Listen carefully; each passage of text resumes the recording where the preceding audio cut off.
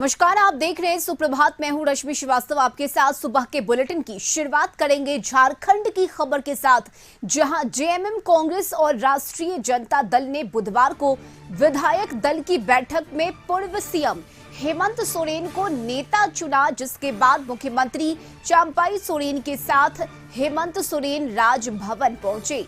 उनके साथ कांग्रेस के झारखंड प्रभारी गुलाम अहमद मीर और मंत्री मिथिलेश ठाकुर भी साथ में मौजूद थे। मुख्यमंत्री चंपाई सोरेन ने राज्यपाल सीपी राधाकृष्णन को अपना त्यागपत्र सौंपा। वहीं हेमंत सोरेन की ओर से नई सरकार गठन के लिए राज्यपाल के सामने दावा पेश किया गया।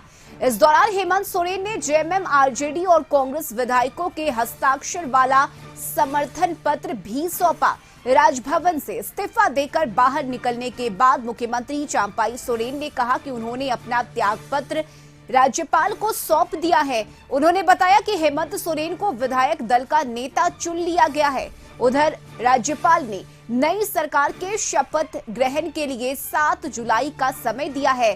7 जुलाई को हेमंत सोरेन फिर से सीएम पद की शपथ लेंगे। राजनीतिक घटनाक्रम आप लोग भी जानते हैं। हम उसे हेमंत बाबू ने आया और हमारा गठबंधन में फिर से हम लोग निर्णय लिया और थोड़ा जोर से हम हेमंत बाबू को और हमारा गठबंधन की ओर से फिर हम लोग नेता चुना और हम अपना जो पद हमने लिया था उसको हमने इस्तीफा दिया। तो आपने हेमंत दादा को सौंप दिया। वैसे मत करिए।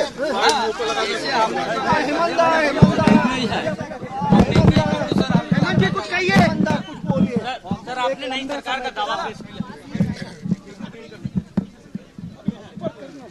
माननीय मुख्यमंत्री जी ने सारी बातें कह दी है और बाकी चीजें अभी बहुत अफरा तफरी है, हम लोग विस्तृत रूप में बता देंगे और बाकी चीजें जो प्रक्रिया है उस हम लोगों ने पूरी कर ली। कब होगा ये सारी देखिए, ये तो होना ही था। ये जब हमारे नेता हेमंत बाबू जेल जा रहे थे तो चंपा चाकू दिए थे कि आप सीनियर हैं, गार्जियन मेरा है, आप संभालिए। फिर वो आ गए तो चंपा चा बोले कि ठीक है, अब आप आ गए हैं, अब आप ले लीजिए, बस यही। और कोई तो अच्छा, ये जो विपक्षी लगातार सवाल उठा रहे, विपक्षी को भी 2 शब्द बोल दीजिए कि क्या सोरेन अब हम लोग 60 सीट जीतेंगे जी। बस।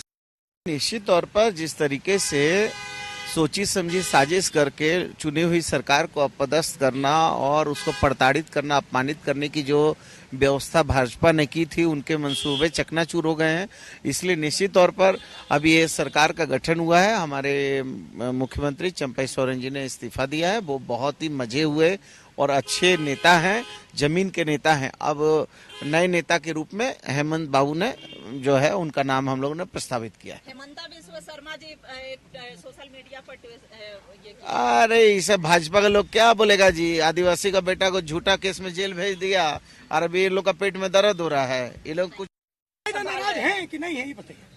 देखिए, चंपाई दा बड़े दिल वाले हैं। चंपाई दा सरकार के रक्षक हैं और चंपाई दा का शुरू से ही पार्टी के प्रति, झारखंड मुक्ति मोर्चा के प्रति, इंडिया गठबंधन के प्रति हमेशा आशीर्वाद रहा है। परिस्थितियां ऐसी आई थी, चंपाई दा ने बहुत बेहतरीन कार्यकाल को अंजाम दिया है। आने वाले दिनों में फिर हेमंत जी की अगुवाई में चुनाव मुख्यमंत्री का चेहरा बदल चुका है। अब देखिए, फिर से एक बार पुनः हेमंत सोरेन के नाम पर मुहर लगी है।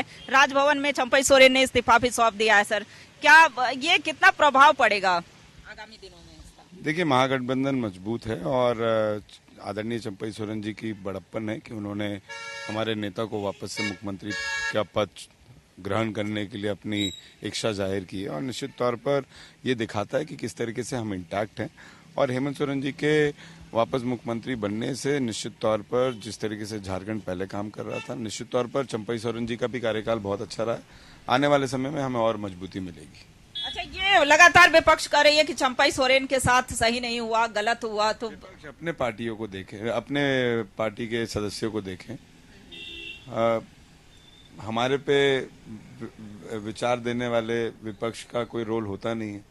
हम अपना परिवार इंटैक्ट रखे हुए हैं, हमारा परिवार इंटैक्ट है, वो अपने परिवार को देखें। विधानसभा चुनाव में फिर से बहुमत 2019 का परिणाम बहुमत तो हमारा है ऑलरेडी और आने वाले आगामी चुनाव में भी होगा। कैमरा पर्सन सुनील स्वांसी के साथ रुचि शर्मा का CIS न्यूज रांची। और रांची से सहयोगी राहुल इस वक्त हमारे साथ जुड़ गए हैं। राहुल, जिस बात की संभावना जताई गई थी ठीक वही हुआ। चंपाई सोरेन ने अपना इस्तीफा दिया और अब हेमंत सोरेन एक बार फिर से मुख्यमंत्री बनेंगे। 5 महीने जेल में रहने के बाद हेमंत सोरेन बाहर आए हैं और झारखंड की सक्रिय राजनीति में एक्टिव हैं और अब 7 जुलाई को शपथ ग्रहण होना है। राहुल, बिल्कुल जिस तरीके से रस्म देखेंगे कि विधायक दल की बैठक जैसे ही आहूत की गई, उसके बाद लगातार कयास लगाए जा रहे थे कि अब क्या होना है इस बैठक में निर्णय बड़े लिए जा सकते हैं, इस तरह की बातें चल रही थी। लेकिन जब बैठक हुई, बैठक के बाद जो निर्णय लिए गए उसके बाद जो संशय था वो संशय से पर्दा उठा और अब 7 तारीख को फिर से मुख्यमंत्री के रूप में तीसरी बार हेमंत सोरेन शपथ लेंगे। हालांकि अभी कार्यवाहक मुख्यमंत्री के रूप में कार्य करते रहेंगे चंपाई सोरेन। तो एक तरह से हम कह सकते हैं कि गठबंधन ने बड़ा निर्णय लिया है। अब इसके असर क्या देखने को मिलेंगे अभी वक्त तय करेगा, लेकिन जिस तरीके से ये निर्णय लिया गया है और गठबंधन ने जो निर्णय लिया है काफी चौंकाने वाला निर्णय था और जिस तरीके से आप देखेंगे कि लोगों के बीच चर्चा का विषय बना है कि 3 महीने के लिए हेमंत सोरेन आखिर में सीएम क्यों बने।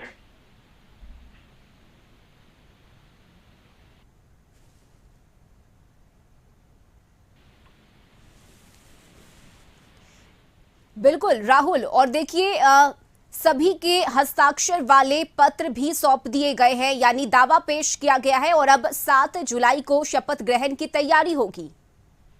हाँ जी बिल्कुल, जिस तरीके से कार्यक्रम तय किए गए थे और पूर्व से ही निर्धारित सारी चीजें थी और उस निर्धारित चीजों को आप देखेंगी तो इस तरीके से समझिए कि जिस तरीके जब दिल्ली से गुलाम अहमद मीर कांग्रेस के प्रभारी आए और उन्होंने जब प्रस्ताव इस चीज का रखा तभी एक तय हो गया था कि कुछ बड़ा निर्णय लिया जाएगा, लेकिन उसमें कोई भी ऐसा नेता नहीं था जो जिससे बात नहीं की गई। लेकिन कोई भी नेता ये जानने और बात करने से इनकार कर रहा था कि इस तरह के कोई बदलाव होंगे। सभी लोग यही कह रहे थे कि विधायक दल की बैठक हो रही है, उसके बाद ही तय हो पाएगा कि क्या निर्णय लिए जाएंगे।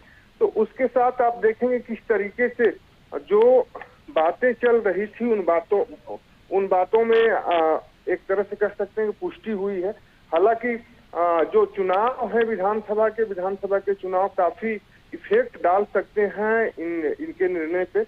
हालांकि बीजेपी एक बड़ा मुद्दा बनाई है। बाबूलाल मरांडी ने जिस तरीके से बयान दिए उस बयान से आपको समझ सकती हैं कि उन्होंने साफ कहा कि टाइगर को सोरेन परिवार चूहा बनाने का काम किया है। तो इस तरह के बयानबाजी भी शुरू हो गई है। हालांकि राजनीतिक कैरियर की बात करें तो जो चंपाई सोरेन है उनका राजनीतिक करियर एक तरह से काफी लंबा रहा है। झारखंड के आंदोलन की बात करें, झारखंड को अलग कराने को लेकर जो संघर्ष उनका रहा है काफी बड़ा रहा है। उस दौरान उन्होंने कई तरह की यातनाएं भी झेली हैं और फिलहाल के जो सिनेरियो बन रहे थे और जिस तरीके से काम कर रहे थे चंपाई सोरेन, उससे उम्मीद जताई जा रही थी कि ऑल इज गुड की स्थिति में सारी चीजें चल।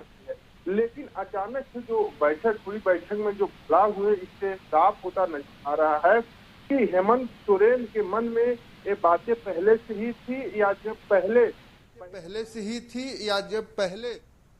बार एक तरह से कह सकते हैं कि 31 जनवरी 2024 को जब पूर्व सीएम हेमंत सोरेन की गिरफ्तारी हुई, उसी दौरान ये सारी चीजें वो बैठक में तय हो गई थी कि अगर जेल से छूटते हैं, समय बचता है तो सत्ता परिवर्तन, नेतृत्व परिवर्तन की बातें रखी जाएंगी।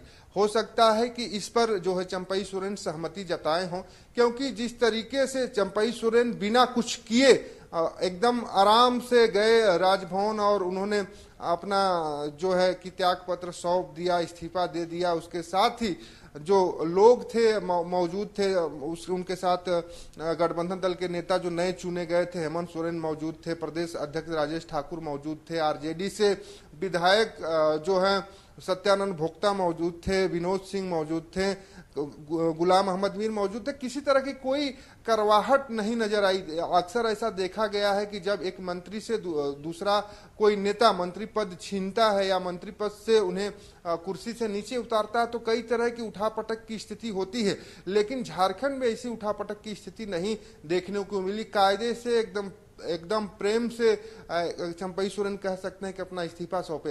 हालांकि अगर हम बिहार की बात करें तो नीतीश कुमार ने कुछ महीनों के लिए जीतन राम मांझी को भी बिहार की सत्ता सौंपी थी, लेकिन उन्हें सत्ता से नीचे उतारने के लिए, उनसे सीएम की कुर्सी लेने के लिए एड़ी चोटी का जोर लगाना पड़ा था नीतीश कुमार को। और आखिरकार जीतन राम मांझी ने जेडीयू से अलग होकर अलग पार्टी भी रस्मी बनाई। तो इस तरीके से आप देखेंगे तो झारखंड का जो सिनेरियो रहा वो बिल्कुल अलग रहा। जी चलिए, बहुत शुक्रिया राहुल आपका तमाम जानकारी के लिए।